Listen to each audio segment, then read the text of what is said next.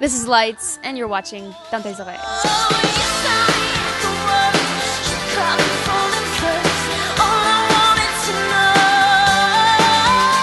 Ever since I was a little kid, I was always singing, and I always had other things I was interested in, obviously, and I apply those things to my music now, like astronomy and comics and sci-fi, right? I put all these into my music videos and into the world I'm drawing from, but at the core of it, the music's where it's at.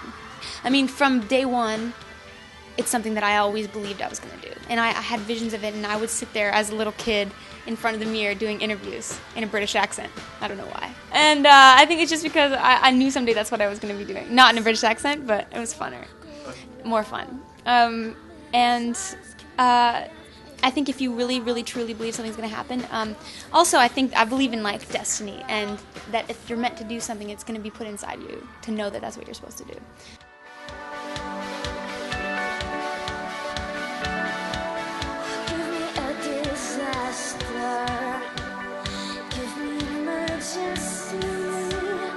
The way I look at it is there's this, everywhere around you, there's this realm, this invisible realm that you can't see, and there's lyrics and ideas floating all around. And you have to grab them when you can, and when you notice them. And there's only certain times and certain ways you can feel that you can notice them.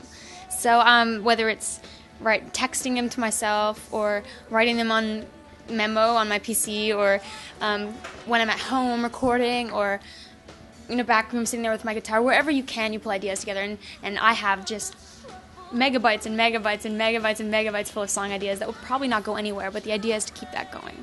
And then when you actually settle down to write a song, you pull from all of that. So a song like Drive My Soul, for example, that came from a number of ideas that I just, you start to play with like an organ sound, and then all the sentiments of what you're feeling in that moment start to help you narrow down what lyric ideas that you previously collected are going to work for that, and then you start to put it all in. And it's this weird, intricate marriage of the lyrics and the melody that happen at the same time, and it's kind of magical. It's weird to explain, but there's really no technical way about it, and it can be different every time. I mean, the song "The Listening" was inspired by the beat that's in it. I heard the beat, and I was like, oh, and everything started to fall into place. So you never know what's going to inspire it, but as long as it comes from your heart, as long as it's what you need to say.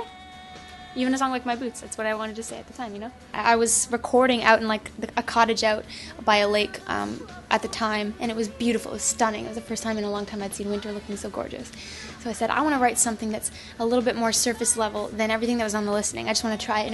Everything on my first record is pretty deep, right? And I wanted to try something different, a little bit effortless. I wanted to sing about something that I just liked, and winter looked really beautiful that day. I didn't used to like touring. Just kind of started to enjoy it this year. I think it's when you get to a point where you're so comfortable that you can think about other things on stage and think about how you're going to make it fun for yourself. Because you're playing the same songs over and over, essentially.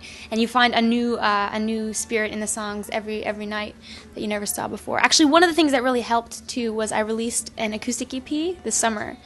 And I followed that up with a little acoustic tour. So I did a lot of shows just on my own with the guitar. And that really got me in touch with the songs a little bit more. And I feel more attached to the songs in a way that I didn't before. And it improved my stage presence too. So, I mean, now it's just effortless and fun, and I just enjoy it so much. Sing with me!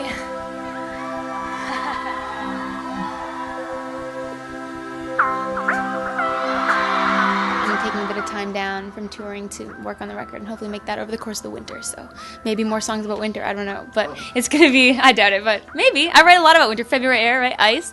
But I don't know. That's the beauty of it. There are no limits. I can make whatever record I want, and I'm looking forward to it.